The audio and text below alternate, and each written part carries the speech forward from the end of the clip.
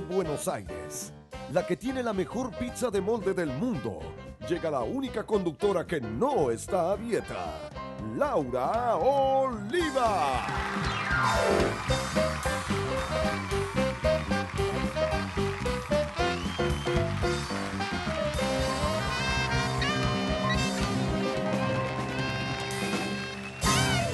Abierta a veces estoy abierta a la amistad, al corazón, a la vida, a este programa hermoso que vamos a comenzar a las 11 en punto de la noche. Estamos comenzando el último programa de la semana de Aceite de Oliva, hoy recibiendo en el saxo al señor Miguel Romero. Bienvenido, ¿cómo le va? ¿Todo bien? ¿Tranquilo? ¿Todo en orden? Perfecto, me parece muy bien. En la batería, el de siempre es el señor Tomás Ibadone. ¿Cómo anda? ¿Cómo se le asentó el corte? ¿Cómo fue? Después me tiene que contar. ¿Lo agarró Olga en la mitad? Muy bien, Olga, qué grande. En el bajo, como siempre, está el señor Enrique Matano. Ah, hoy se hizo un prolijito. Pero yo, Hoy hizo un prolijito. este es mío. Usted solito, muy bien, y todo esto está conducido, dirigido. Todo esto está guiado por la batuta maestra del IDEM, Hernán Matorra. ¿Cómo le va, maestro? Bien, pensando, ¿Qué me quiere decir? ojalá que le pongan el programa a Mariano, que está en... Ay, sí, ¿dónde está? Y está mal, después del cumpleaños, se pasó de Ah, copas. claro, después del cumpleaños se vino para abajo. Y bueno, Claro, está grande ya. La crisis de los 26. Claro, totalmente. Nos vamos a presentar la ropa como siempre. Los zapatos son de Micheluzzi, hermosos. Si tuviera medias, las medias serían de nivel. Y un vestidito sentador como pocos. Lo bien que le vendría a la Fundación Laura Oliva de sola. Y ahora sí, día viernes. Parece que el calor llegó para quedarse. No solamente el calor, sino también el cumpleaños de nuestro productor ejecutivo, el señor Luciano Iregui. Un beso grande. Otro escorpiano. Tengo la manzana rodeada. Así son. Muy bien, le mando un beso. Te queremos, Luciano. Y ahora sí, mirá, ese es Luciano. Si lo querían conocer, la foto es de Luciano. Clávate la malla enteriza, las señoras y el Sleepy. Los gordos pedos que se viene el veranito. Nuestro canal de la ciudad se luce con un ciclo de entrevistas que se llama La Clase, y su conductor Carlos Ares nos viene a contar todo acerca de este ciclo. Recibimos a un periodista de lujo que nos viene a hablar de su último libro, Una mujer única. Es el señor Ernesto Tenenbaum. Día de periodistas y de libros así, que anda a buscar los anteojos de leer, que ya comienza Aceite de Oliva.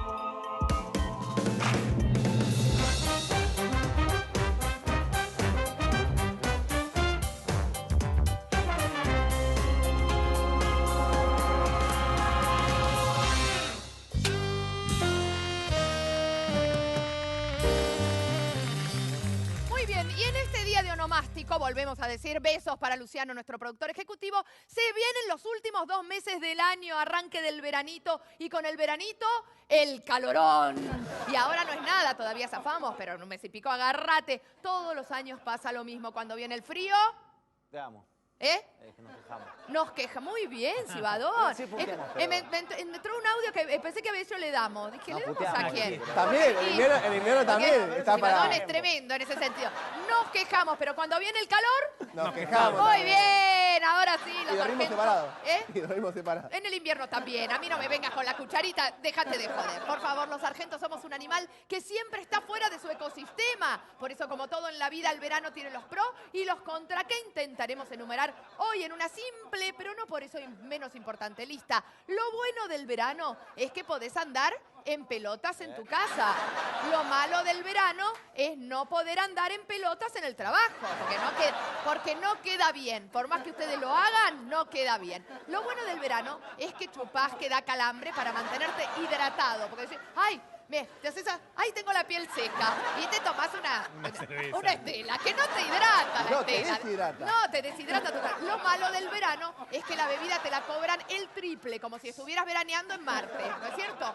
Lo bueno del verano es que la gente no anda con los mocos colgando, ni resfriada, ni engripada, ni todas esas cosas. Lo malo del verano es que comes una feta de jamón crudo y reventás como un sapo que se fumó un 3 tiros porque todo te cae pesado. Lo bueno del verano es que como todo te cae pesado, le entras más a la ensaladita, ¿verdad? A la cosa un poco más liviana y hasta podés llegar a bajar unos kilos. Lo malo del verano es que se acaba y en marzo...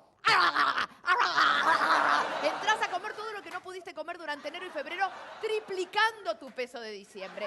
Lo bueno del verano es que el sexo opuesto muestra un poco más sus partes al descubierto, recreando la vista de la ciudad. Lo malo del verano, esta tiene 2. Lo malo del verano es que el sexo opuesto muestra un poco más la y hay que andar viéndole a los gordopedos las partes Y oliendo, exactamente. papito. Y lo malo del verano, pará.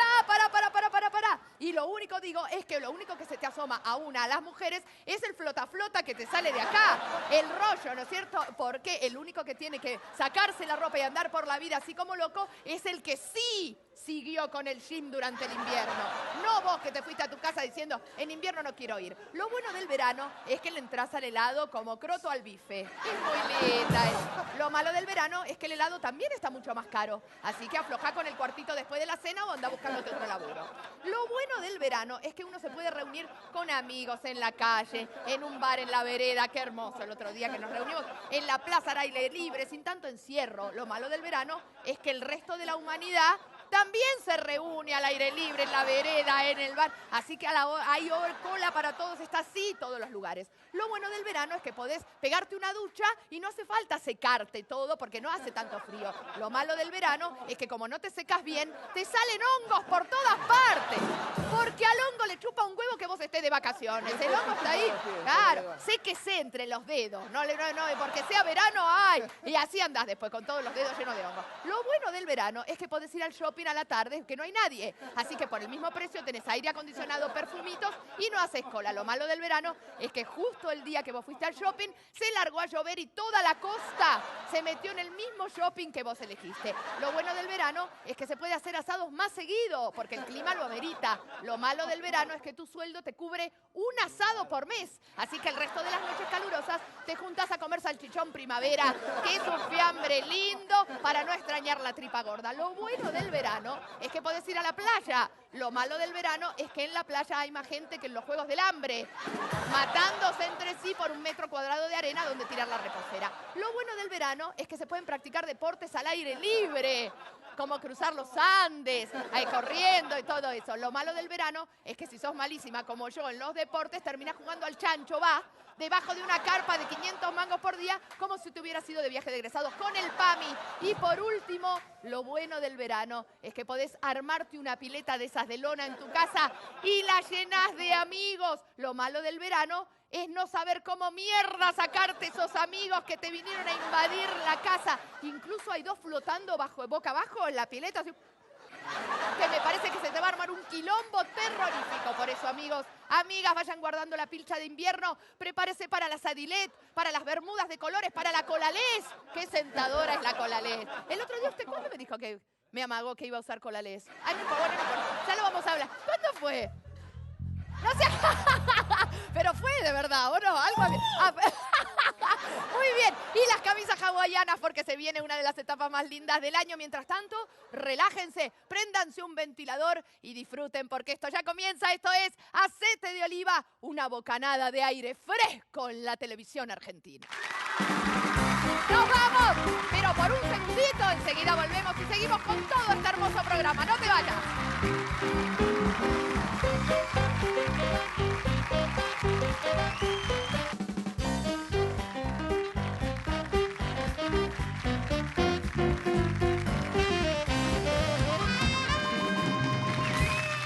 Muy bien, aquí de gran charla estuvimos durante todo este momento con el señor Carlos Ares. Bienvenido, compañero de la casa aquí que está volviendo con la clase y en esta vuelta yo quiero estar.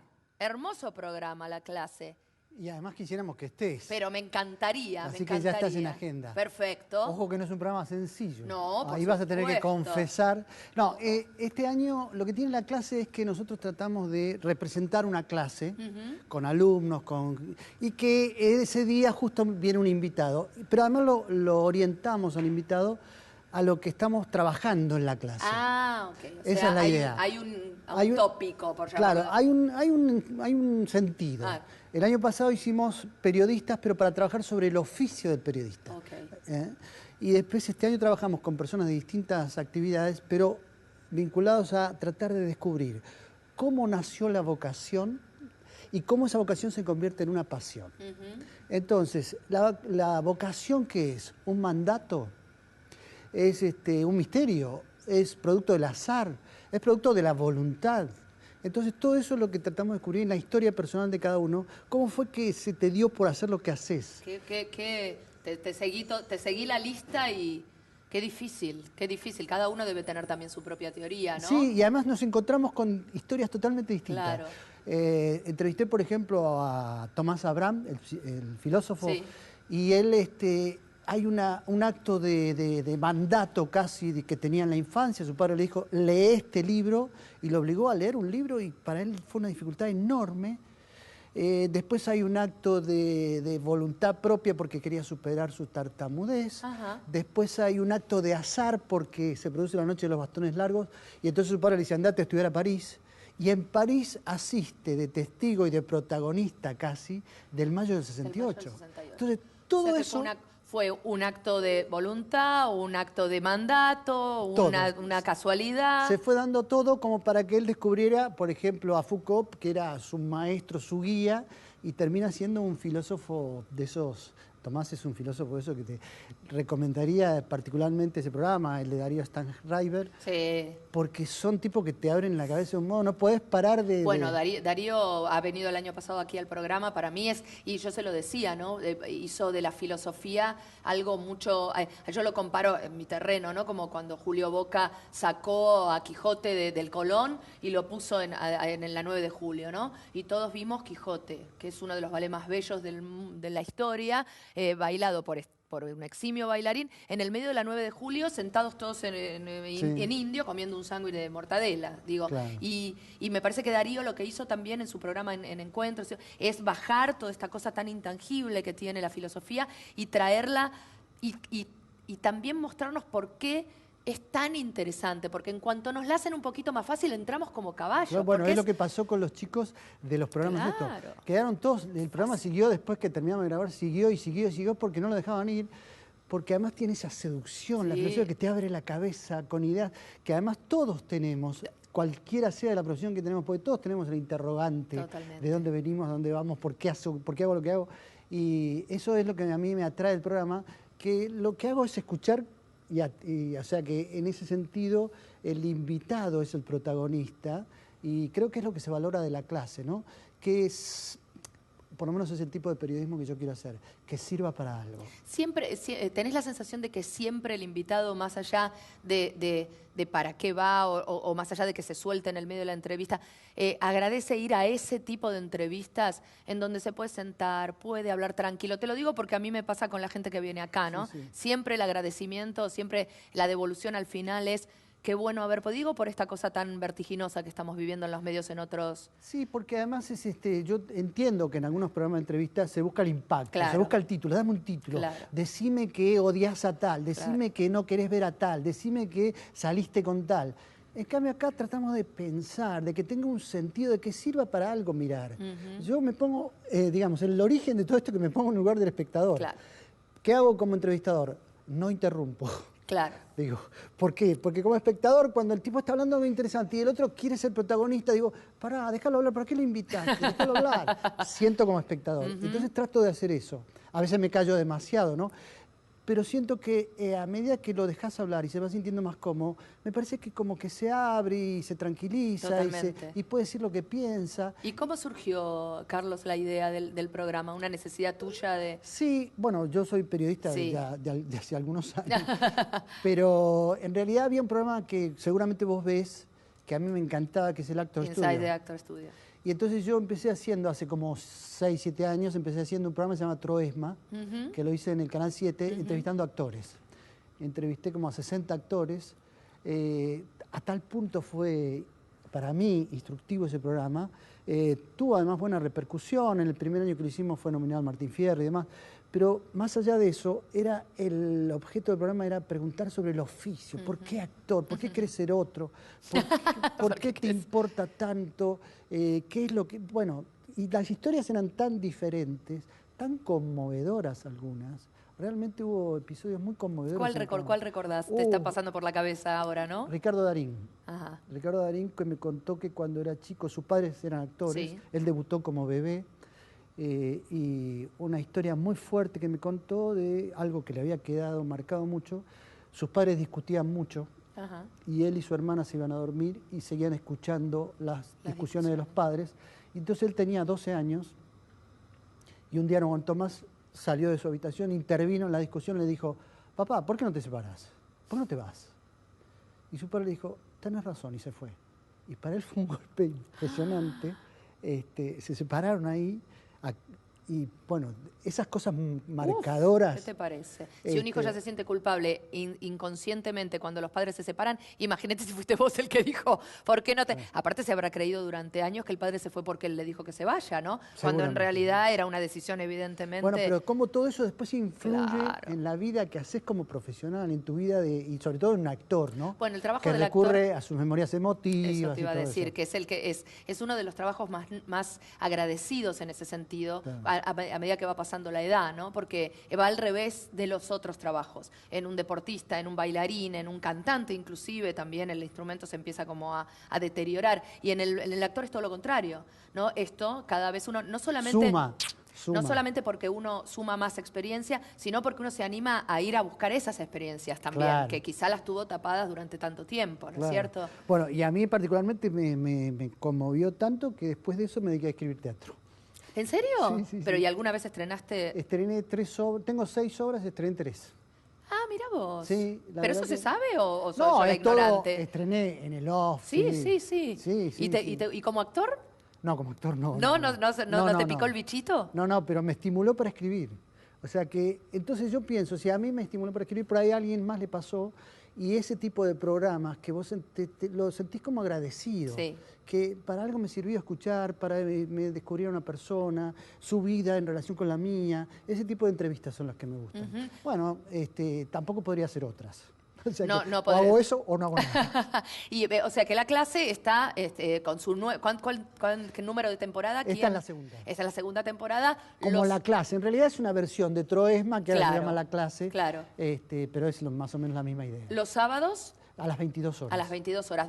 ¿Son cantidad de programas que vos ya sabés que vas a hacer o No, son... esta cosa de 13 programas? No. No, son No. un poquito más, quizás porque tenemos tiempo para grabar en febrero, en marzo. Y como no tiene un límite, sino supongo yo que se depende de que la gente se canse de verlo. Y más allá después de si la gente convocada viene o no, ¿cómo haces ¿cuál es el criterio para el ideal de quien vos después depende siempre de quien pueda o no, o quiera, ¿no? A mí me gusta ¿Te las- metés en eso? Sí. ¿En qué tipo de persona Exacto, invitamos? sí. A mí me gusta la persona... Sí, yo participo de eso. Participas. Me gusta la persona que yo intuyo que que nos va a revelar algo. Ujú. No en el sentido de que tiene un gran conocimiento, sino que vamos a descubrir una persona y a través de su vida y su historia nos va a servir, vamos a aprender de eso. Para mí la palabra es aprendizaje, la que guía la búsqueda. Entonces, por ahí siempre se tiende a los grandes personajes, ¿viste? Decir, me gustaría tenerlo a Tinelli, qué sé yo, ¿por qué pensar que eso da rating? Yo la verdad que no pienso así. Creo que Tinelli, la gente ya lo conoce a Tinelli, son personas conocidas que circulan por todos los programas. Digo, bueno, ya que tenemos la oportunidad de darle a alguien el espacio a alguien que sea un poco menos, siempre son personas de alguna relevancia en lo que hacen. Está clarísimo, pero que quizá no tienen ese raíz mediático permanente. Claro. Carlos, un placer que hayas venido. La clase entonces, sábado. La seguimos en la clase. La seguimos en la clase, pero no sabes las cosas que tengo para revelarte. Yo soy muy de revelarme. Gracias, Carlos, por haber venido. Nos vamos a un corte. En el próximo bloque, hablando de periodismo, el señor Ernesto Tenenbaum. Ya venimos.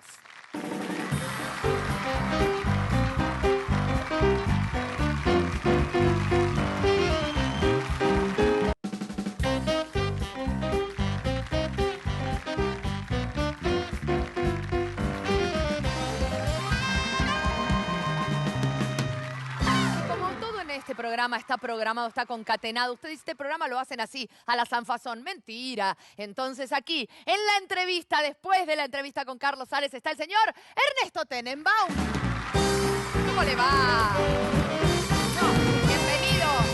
Adelante, por favor. ¿Cómo anda? Tanto hablar de la tarea del periodista y del oficio del periodista en el bloque anterior.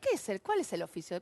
¿Existe la ética periodística? ¿Qué es la ética periodística? Existe la ética, hay buenas en general, y malas personas. ¿No? Y el oficio de periodista, como a mí me gusta imaginarlo, tiene que ver con contar historias.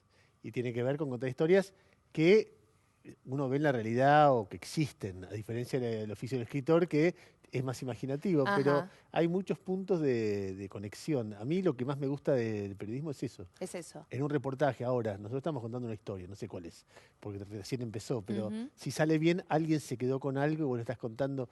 No es muy distinto al del actor en su momento o al de la mamá que le cuenta un cuento a un nene para que se duerma. Sí. A veces logramos dormir mucho a la gente.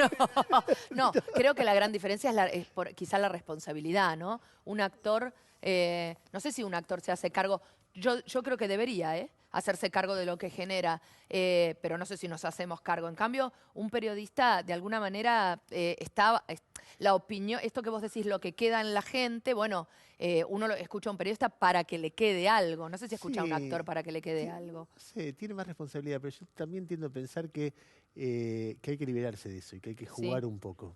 Y que vos te das cuenta que cuando un actor juega, si tiene talento le sale mejor, y así en cualquier historia, y cuando un escritor juega le sale mejor, y que hay una cosa de no ser esquemático y no asumir, por lo menos es lo que yo pienso, ¿no? El rol del bronce. A mí el periodista que dice, que claramente está diciendo lo que vos tenés que pensar, porque si no pensás de esta manera estás equivocado, a mí eso no me parece que sea el rol del cual yo me siento más cómodo. Me doy cuenta que... Lo que pasa que sí, por eso te decía, la diferencia es un periodista quizá diciendo lo que él piensa, no lo que vos tenés que pensar.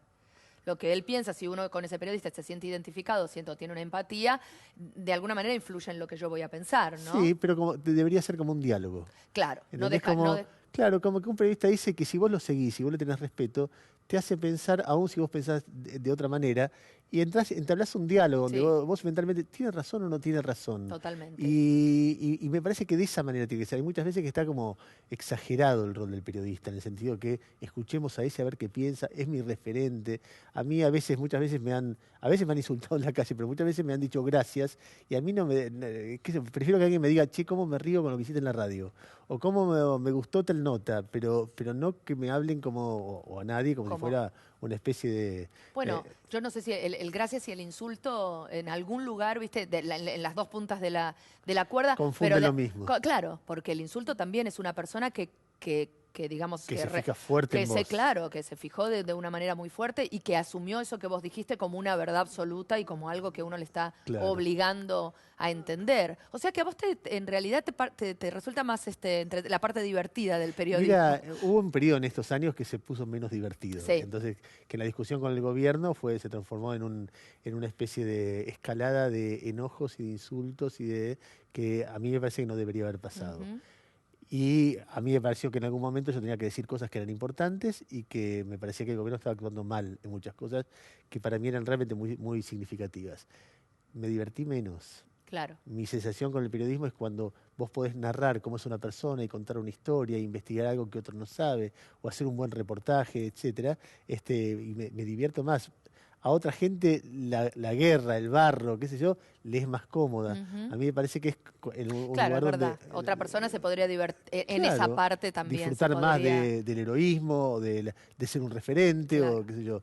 No es lo que me pasa a No mí. es no es tu Y caso. yo lo que disfruto cuando leo es alguien que veo que se está divirtiendo, que está escribiendo bien, que es culto, que tiene información, que tiene criterio, que es moderado, es decir, que no Ujú. se cree que es el dueño de la verdad, sino que está jugando, dándote a entender que piensa, pero sin obligándote sin sentirte mal si no pensás como él o algo así. Totalmente.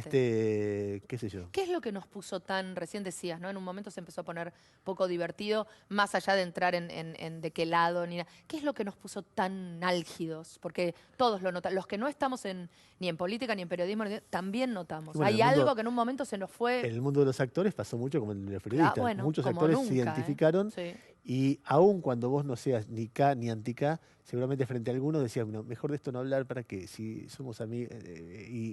Bueno, con el periodismo, a mí me parece que la verdad que mi visión es que el gobierno tiene una enorme responsabilidad, que el gobierno a partir de un momento empezó a actuar como que no piensa como yo, es cómplice de y poner lo que se te ocurre, o es un mercenario, o es un esbirro, o es una porquería, o es un quebrado moralmente, etcétera. Como consecuencia de eso hubo una reacción de un montón de Ujú. gente que empezó a odiar al gobierno. Y todo aquel que opinara a favor del gobierno También. pasaba a hacer esto, lo otro, lo otro, lo otro. Ujú. Y me parece que es una bomba que hay que desactivar, que en un país no le hace bien ese tipo de criterio. Sí. A ver, si vos me pones a mí en un extremo a la Nata y en otro a Víctor Hugo, yo estoy más cerca de la Nata. Ujú. Ahora, yo no coincido con nadie que diga que ni la Nata ni Víctor Hugo hacen lo que hacen por plata. Claro.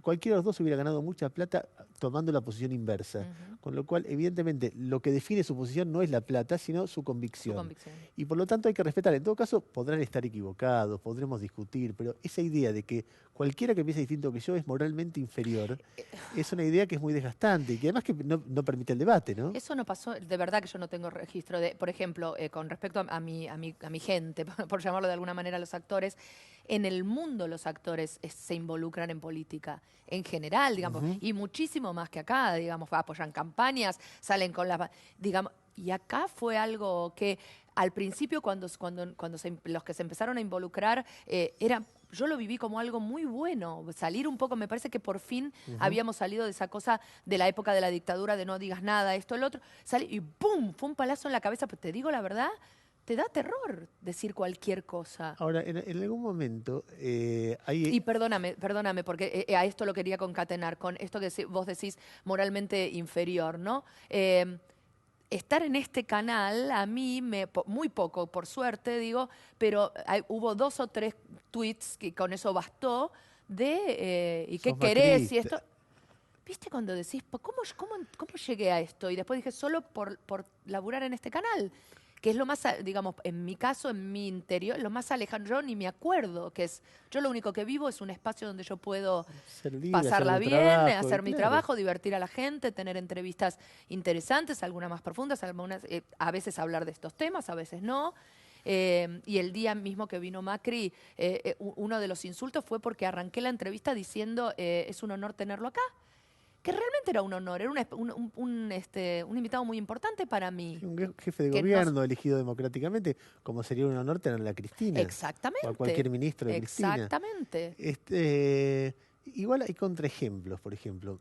Yo me acuerdo, ahora me está faltando, creo que era El hombre de mi vida, se llamaba la miniserie que dirigía Campanella los domingos a la noche del Lo de 11. Franchella. Donde estaba Franchella, Franchella. donde Y estaba Brandoni. Brandoni y estaba Mercedes Morán. Y Exacto. uno sabe que Mercedes es simpatizante del gobierno y Brandoni es enérgicamente crítico del gobierno. Y pudieron trabajar juntos durante una larga temporada que fue muy exitosa. Y hay muchos ejemplos. De hecho, yo creo que si algo caracteriza el programa que hacemos con Sloto en TN, sin ninguno de los dos ser extremos, pero pensamos distinto en muchas cosas. Y se nota. Y se nota que Y pensamos distinto. enriquece eso. Pero es tan obvio. Pero, claro. Y me parece eso, que hay que relajar y dejarse de embromar con esas pavadas, que por suerte hubo mucho griterío, hubo muchas conductas incorrectas, pero nunca se llegó a mayores de una piña, o por lo menos no masivamente. Entonces que uno puede, ahora que empieza a entrar otra época, entender que uno pudo equivocarse, que los otros pudieron equivocarse, y eso no significa dejar de pensar No, lo que claro. uno piensa ni defender lo que uno cree. Pero Yo creo que si lo poder- capitalizamos bien fue un gran aprendizaje en ese sentido. Y Porque sí, claro que siempre uno se llega a un extremo, ¿no? Me parece que nos fuimos a un extremo, ya te digo, esta experiencia que a mí particularmente me choqueó mucho porque no pertenezco bajo ningún punto, o sea, no hay manera Pero que además, uno Laura, pueda, ponele decir... ponele que sí, qué sé yo. Vos laburás en No, 39... claro, podría que sí, pero no. En los 39 escalones. Sí. Vos laburabas con Llanola, Llanola. que ahora está con Massa. Bueno, está con Massa. Y eso es una opinión. Totalmente. Qué sé yo, como ahora Subiera está con Massa, como Grandinetti está con Cristina y como otros el otro. Ahora, hay una actitud que uno ve en algunos de las personas distintas. Es decir, una es la actitud de el kirchnerista que dice yo adhiero, o el macrista yo adhiero y punto. Y hay otra, pensando en contraejemplos. Pablo Echarri es socio de Seffel. De Seffel. Uno es un macrista así íntimo, y el otro es un kirchnerista y pueden ser socios. Totalmente. Digo, hay contraejemplos. Sí, que sí, uno sí, es ve verdad, es verdad, permanentemente. es verdad. Cuesta También encontrarlo y es está ridículo bueno que uno esté, verlos. es ridículo que uno esté destacando eso, que es normal. Totalmente, que así debería ser. Claro Pero que ese no se viene, ya se vino. Ya se vino, Ya sí, se vino. sí. Una mujer única en una etapa con una Audrey Hepburn, Es una muñequita. una muñequita, como una Barbie Audrey Hepburn, luqueada como desayuno en Tiffany's. ¿Por qué esta tapa cuando en realidad sabemos a quién se refiere? Y ¿El más libro o menos, no? más No sé. o menos. Mira, Más o el libro, menos. A ver. yo te digo, la tapa juega con la ambigüedad. Ujú. Con total, si yo hubiera querido poner a Cristina, tenía imágenes para poner a Totalmente. Cristina. Y si yo hubiera querido poner a Audrey Hepburn, normal también. También. Y se junta porque en el libro hay un periodista que tiene una referencia. Hay un periodista que es una ficción, una novela. Ujú. Y hay un periodista que tiene un problema de nostalgia porque lo dejó la mujer de su vida y no logra. Y va a analizarse y le dice a la psicoanalista: curame la nostalgia. Ujú. Y es un tipo que mira mucho cine. Y mira mucho cine romántico y se imagina enamorándose de las mujeres, de cada una de las De mujeres las que va viendo, de heroínas. las heroínas. Pero cada una la desilusiona por una razón distinta. O es muy zarpada como Sharon Stone, o en determinada escena le pusieron unos zapatos horribles como a Julia Roberts en Notting Hill, o sufre mucho todo el tiempo como Meryl Streep, y va contando. Y en un momento la psicoanalista le dice: ¿vos viste Desayuno en Tiffany? Porque en Desayuno en Tiffany es una historia de amor que es imposible porque ella no puede amar. Ajá. Entonces él está enamorado de esa mujer que es hermosa, y en la y el tema, ella le dice: mirá, no puedo amar, te voy a dejar, ella vas es a perfecta. sufrir. Y ella ahí no ella tiene ningún defecto. Y él es está perfecta. muerto, Ujú. él está muerto de amor. Entonces él va a ver, él se pone y se enamora de Audrey Hepburn. Pero en la película termina bien. Y él dice, cuando la ve, le dice a la psicoanalista: mirá, yo lo que me pasa es que entendí que mi problema no es mío, sino de ella fue, porque no pudo amar. Y la psicoanalista dice: pero ¿no viste que al final termina bien? Ese es el final de la película. En realidad no puede nunca una historia así terminar bien. Entonces, en el desenlace de su conflicto, Audrey Hepburn es un personaje central, y no quiero contar el final, No, por pero es un final supuesto. feliz. Ujú. Y en esa dinámica, la chica con la cual se enamora este periodista, al final del libro, es una peronista. Ajá. Y en el medio también está Cristina como personaje por otro lado. Entonces me pareció que ese juego de Audrey Hepburn con Cristina, simulando, porque está de negro, porque hace la de la Sí, victoria, porque claro. tiene un bastón, tiene un escudito peronista, tiene joyas, es coqueta como Claro. Cristina, se podía jugar con esa ambigüedad en esa etapa. Y eso es lo que hizo que viniera este mix. ¿Y cuál fue la necesidad, cuál fue el disparador para escribir este libro? ¿Fue algo en particular o Son simplemente...? dos cosas. Por un lado, yo, que soy periodista político, debo reconocer que entendí y aprendí mucho más de política leyendo ficción política que leyendo ensayos o leyendo periodistas. Ah, mira. Y entonces, durante muchos años yo dije: tengo que lograr hacer para otros lo que esos escritores hicieron conmigo. Ujú. Ayudarme a entender el poder de una manera de contar un cuentito. ¿Y por qué te pasó eso? Perdón, ahora me decís la segunda. ¿Por qué sentís que la ficción política... No sé, no porque sabes? lo otro me aburría, Claro, porque, era qué sé yo, demasiado técnico. era demasiado técnico, porque la ficción me divertía, porque contar la política en base a una historia de amor, o una historia de amargura, o de decepción, y qué sé yo, es mucho más linda, y en medio de los personajes sudan, transpiran. A mí, cuando yo estaba en página, o sea, éramos muy chicos, había una nota que se llamaba Nota B, que no era la nota más importante, era la de apoyo. Y yo siempre decía, o siempre pienso, que hay notas que tienen más letra que música, hay notas que tienen más música que letra. Vos contás un discurso, una medida, una interna, y lo que importa es la información. Sí. Y cuando vos tratás de describir un personaje, lo que importa es la música que le pones, que vos, o alguien lea la nota y diga, qué lindo lo que me contó, qué buen cuentito, qué bien que está contado. Y mi sensación es que al periodismo habitualmente es más letra que música. Le falta música. Y esto yo lo que intenté, no sé si lo logré, es que tuviera más música. Por ejemplo, Cristina, que es la segunda razón, a mí me parece, yo hacía rato venía viendo los discursos de Cristina como si fuera un personaje de ficción.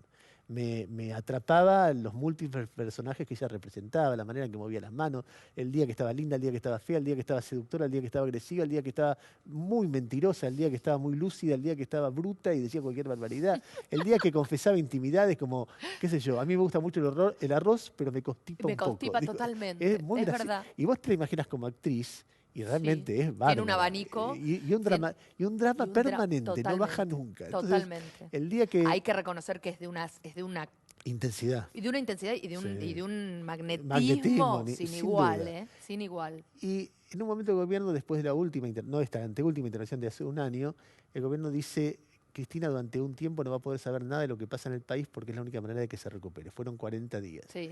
Y a mí me pareció un disparador bárbaro, porque yo me empecé a imaginar acostada en una cama, frágil, pensando. No tenía más remedio que pensar porque no podía enterarse de nada.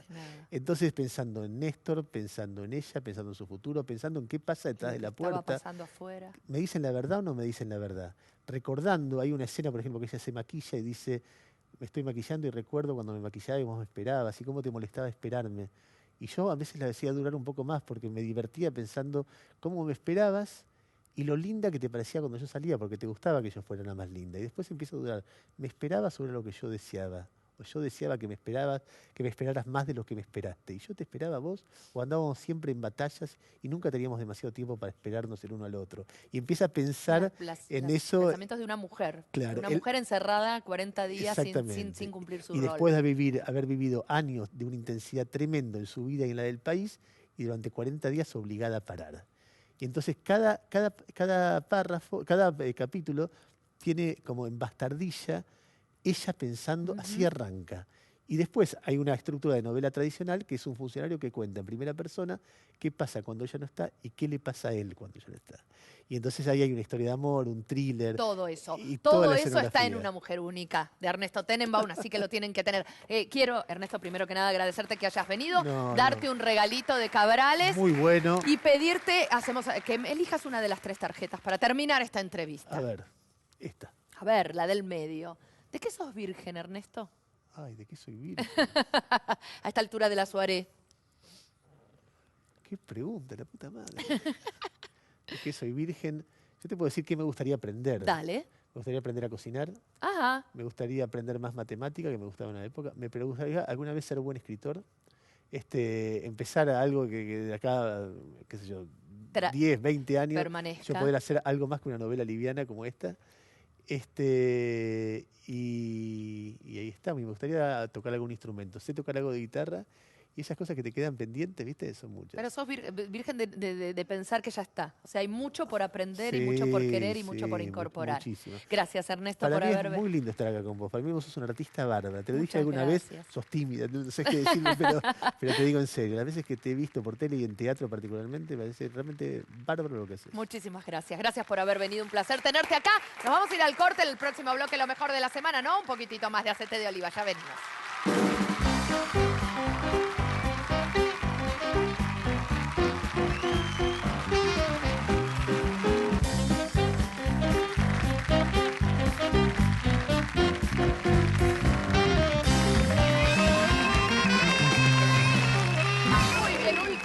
Del último programa de la semana, que poquito queda para terminar, Dios mío, pero por ahora todavía tenemos mucho que mi vida. El lunes, claro, el lunes los esperamos a todos en el Molière a las 20:30 para ver Autorreferencial, los esperamos a todos, por favor vayan, la van a pasar bárbaro, pero por ahora, aquí en Aceite de Oliva, lo mejor de la semana.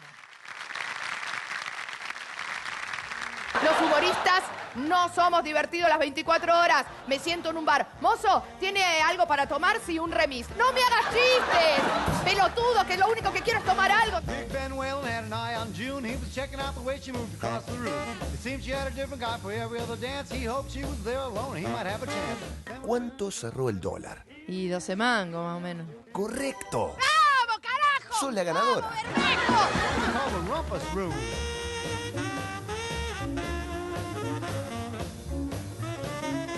¡Que lo cumpla feliz! ¡Me dos besos, mi vida! ¡Así arrancamos! Show, baile, plato, carnaval carioca, mesa dulce, brindis, la liga, plato, el SAME, canejo, juna, plato, trasplante de médula.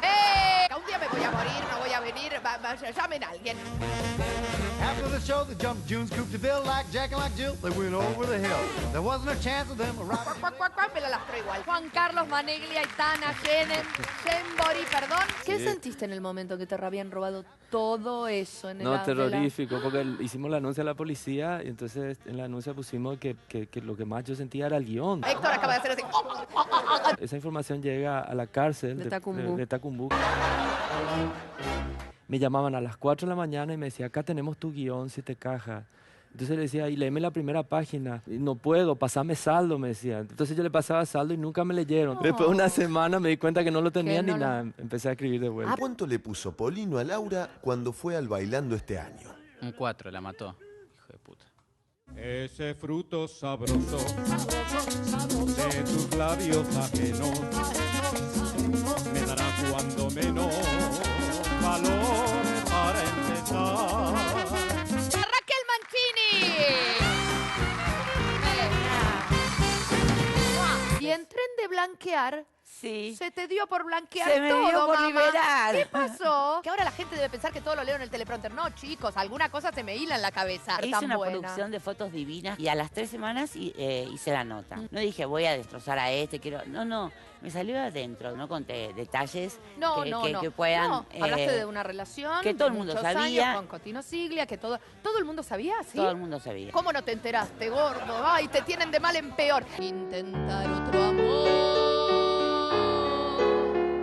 Ahora siento una vergüenza inmensa, no de mi pecado.